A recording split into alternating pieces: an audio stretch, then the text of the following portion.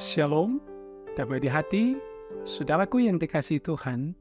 Kita berjumpa lagi di hari ini dalam program Renungan Harian Keluarga di hari Sabtu 23 Maret 2024. Mari kita persiapkan hati dan pikiran kita untuk beribadah kepada Tuhan, merenungkan kebenaran firman Tuhan. Mengawalinya, mari kita berdoa.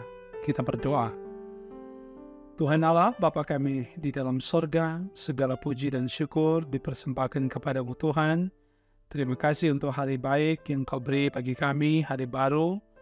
Kami hendak beraktivitas, kami memulaikan tugas dan tanggung jawab kami, tetapi betapa kami menyadari penting untuk kami senantiasa mendahulukan Tuhan di dalam kehidupan kami dengan beribadah kepadamu. Karena itu saat ini kami hendak beribadah lewat program Renungan Harian Keluarga. Terangi hati dan pikiran kami untuk membaca serta merenungkan firman-Mu. Terpuji nama-Mu Bapa, di dalam nama Tuhan Yesus firman hidup kami berdoa. Amin. Saudara kekasih dalam Tuhan, hari ini kita membaca firman Tuhan dalam kitab Injil Lukas, pasalnya yang ke-22, ayatnya yang ke-53. Firman Tuhan ditulis demikian. Padahal tiap-tiap hari aku ada di tengah-tengah kamu di dalam bait Allah, dan kamu tidak menangkap aku. Tetapi inilah saat kamu, dan inilah kuasa kegelapan itu. Demikian firman yang kita baca. Tema perenungan hari ini adalah inilah saat Anak Manusia diserahkan. Saudara kekasih di dalam Tuhan kita Yesus Kristus, pada saat penangkapan Tuhan Yesus, Ia mengatakan bahwa Ia sebenarnya sehari-hari berada di bait suci, sehingga siapa saja dapat berjumpa dengan Dia. Para prajurit biasa saja atau bisa saja menangkapnya ketika sedang mengajar atau ketika bersama-sama dengan murid-muridnya. Tetapi inilah saat kamu, dan inilah kuasa kegelapan itu. Demikian ungkapan Yesus. Yesus Kristus hendak memberikan pernyataan bahwa inilah saatnya Ia harus menjalani masa-masa sengsaranya, yaitu bermula dari penangkapannya. Yesus Kristus tidak hendak menghindar atau melarikan diri atau meminta para murid-muridnya atau orang banyak untuk membela dirinya, karena Ia tahu bahwa rencana Tuhan Allah harus digenapi dalam dirinya. Proses penangkapan sampai kematiannya di kayu salib harus dijalaninya sebagai bentuk ketaatannya kepada Allah Bapa.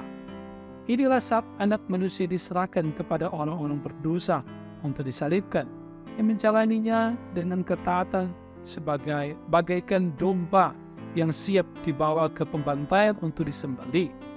Darahnya yang tercurah di kayu salib untuk menebus dosa umat manusia, sebab tanpa salib tidak akan ada mahkota kehidupan. Saudara, dalam kesadaran yang penuh, Yesus Kristus menyerahkan dirinya untuk dibawa guna diadili. Dia tahu bahwa tidak ada gunanya membela diri. Orang-orang yang menghendaki kematiannya pasti akan selalu mencari jalan supaya ia dihukum mati. Dan inilah jalan Tuhan Allah untuk penyelamatan umat manusia.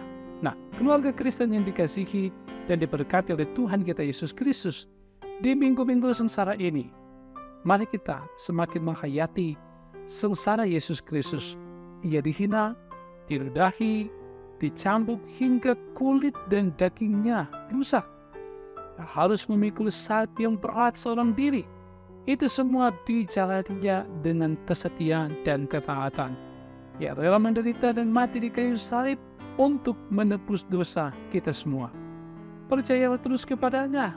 Tetaplah setia mulai dari keluarga.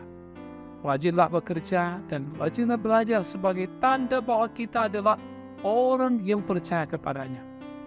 Orang tua, ajarkan kepada anak-anak untuk rajin beribadah serta menghormati orang tua. Sebaliknya juga, anak-anak isilah hari-hari hidup yang Tuhan anugerahkan dengan hidup dalam ketaatan dan kesetiaan. Jadilah saksi dan duta Yesus Kristus dimanapun kita pergi dan berada. Yesus Kristus menolong dan memberkati kita semua, kini dan selalu. Amin. Mari kita berdoa. Bapa kami di dalam surga, kami mengucap syukur untuk firman-Mu hari ini. Kami diberikan pemahaman lagi, mengingatkan kami tentang karya keselamatan yang Allah kerjakan bagi kami di dalam Yesus Kristus yang harus rela menderita. Ia dihina, diolok, diludahi, bahkan mengalami sengsara, memikul salib, bahkan taat sampai mati untuk menebus dosa kami manusia dan menyelamatkan kami. Terima kasih ya Bapa untuk karya selamat-Mu itu bagi kami. Dan kini kami hidup dari kasih karunia-Mu, dan karena itu kami mau berkomitmen untuk menjalani kehidupan dalam ketaatan kesetiaan kepada Tuhan meski banyak tantangan, banyak cobaan yang datang silih berganti dalam kehidupan kami. Namun kami percaya tangan kasih Tuhan menyertai, menopang kami, sehingga kami tidak akan jatuh dalam pencobaan sekalipun. Tawaran-tawaran untuk meninggalkan Tuhan itu dekat dengan kami. Karena itu ya Tuhan, bekali kami terus dengan kuasa Roh Kudus, jaga dan lindungi kami senantiasa, pribadi dalam kehidupan keluarga kami, suami dan istri, anak dan orang tua, saudara bersaudara, hidup dalam ketaatan dan kesetiaan kepada Tuhan. Berkati jemaat umat-Mu yang setia mengikuti renungan harian keluarga ini. Berkati Jemaat Maranatha Selatan, pelayan khusus diaken, pedatua pendeta dan keluarga, komisi multimedia diberkati oleh Tuhan dalam menjalani kehidupan ini. Berkati jemaat ketika hari ini melaksanakan tugas tanggung jawab, ada dalam sukacita iman dengan berbagai berkat Tuhan, biar sukacita itu terus ada melimpah di dalam Tuhan. Dalam pergumulan, Tuhan kuatkan iman, apapun rupa pergumulan kami percaya kami dikuatkan dan dimampukan oleh Tuhan. Berkati pemerintah kami, pemimpin bangsa dan negara kami, bahkan negara kami disertai oleh Tuhan. Termasuk pemimpin yang ada di Sulawesi Utara, di Kota Tomohon, Selatan ini diberkati oleh Tuhan. Pemimpin gereja kami diberkati oleh Tuhan, untuk supaya mereka dapat melaksanakan tugas pelayanan dengan baik. Mampukan kami ya Tuhan, untuk dapat menghayati minggu sengsara di saat ini. Terpuji nama-Mu Bapa, kami serahkan kehidupan kami kepadamu. Dalam nama Tuhan Yesus, Juru Selamat kami berdoa. Amin. Saudaraku kekasih dalam Tuhan, demikian program Renungan Harian Keluarga. Semoga ini memberkati kita semua. Jangan lupa untuk selalu ikuti Renungan Harian Keluarga dari channel YouTube Gembala Maranatha Selatan. Tuhan memberkati kita semua. Shalom. Damai di hati.